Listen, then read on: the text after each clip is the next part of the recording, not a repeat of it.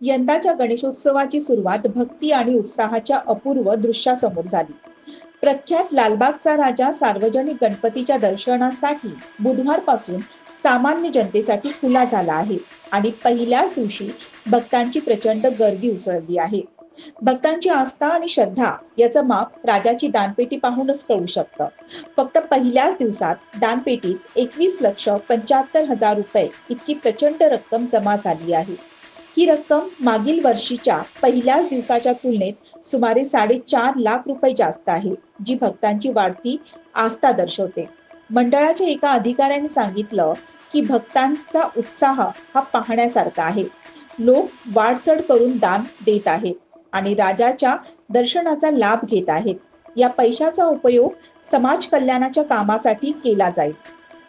मन्नतीचा राजा म्हणून ओळखला जाणारा लालबागचा राजा यंदा आपल्या 89व्या वर्षात प्रवेश करत आहे. यंदाचं थीम हे वैभवी भारत ठरवण्यात आलंय, जे देशाची समृद्धी, सांस्कृतिक वारसा आणि प्रगती दर्शवतं. दर्शनासाठी लागलेली रांग पहिल्याच दिवसापासून खूप लांब आहे आणि अंदाज आहे की आगामी दिवसात ही गर्दी आणि भक्तांचे दान अशाच प्रमाणात राहील.